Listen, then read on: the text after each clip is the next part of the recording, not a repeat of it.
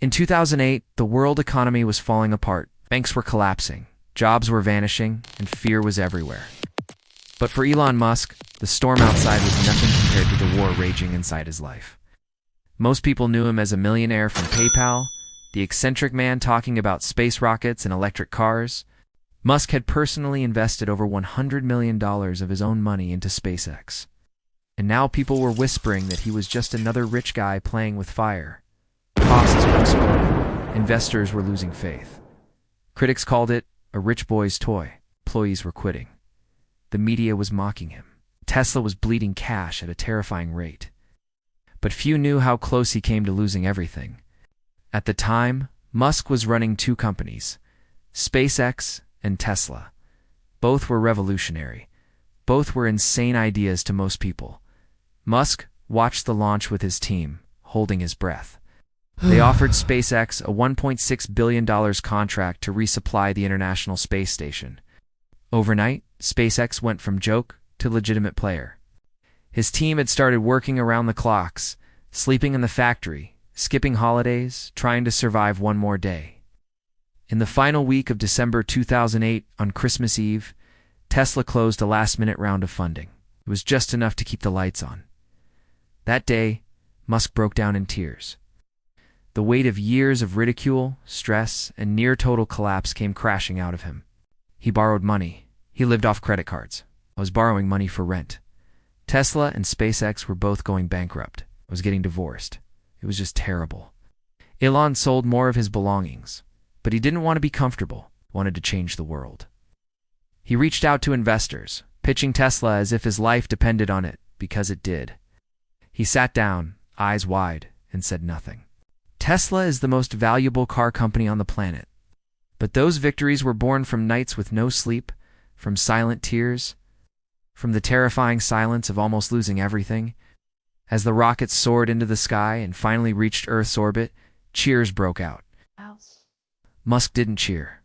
It's about what happens when you push past failure not once, but again and again till the world finally pays attention. But they forget this part of the story, the part where he had to walk through fire, almost alone with the world laughing and his life in pieces.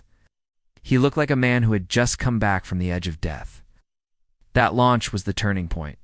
He admitted years later that he would sometimes cry himself to sleep, wondering if he'd made the right choices. The world saw a genius CEO, but behind the scenes was a man hanging by a thread. One was trying to send rockets into space privately, something only governments had ever done. The other was trying to build an all-electric car that would beat gasoline vehicles in a world that laughed at anything green. But behind the media buzz and public announcements, both companies were on life support. His failure wasn't just a technical glitch. It meant millions of dollars burnt in seconds. He had poured his entire fortune into keeping both companies alive. His lawyers and financial advisors begged him to shut one down. Save one child and let the other go, they told him. Any reasonable person would have done that. SpaceX had launched its first 3 rockets, and every single one had failed. At the same time, Tesla was falling apart. The Roadster, their first electric car, was facing endless production delays. By mid-2008, Musk had almost run out of money. But Elon Musk wasn't interested in being reasonable. He did something almost no one would do. He took the little money he had left and split it between both companies. He risked losing everything: his fortune, his reputation, his legacy. He believed so deeply in what he was building that he would rather go broke than give up on either dream. And just when it looked like both dreams would die, everything changed. On September 28, 2008, SpaceX launched its 4th rocket, the Falcon 1. Everyone knew that this was it. If it failed again, the company was dead. Just weeks later, NASA called. But Elon's battle wasn't over. Tesla was still burning cash. Could have cashed out after PayPal and lived a life of comfort. And then, another miracle. But no one saw the emotional cost. During this entire time, his marriage was falling apart. He barely saw his 5 young sons. In interviews, Musk later said that 2008 was the worst year of his life. People often talk about Elon Musk's billions, or his bold tweets, or how he changed industries. He could have stopped. Today, SpaceX is launching astronauts into space. This is not a story about rockets or cars. It's about how far someone will go when they believe in something bigger than themselves.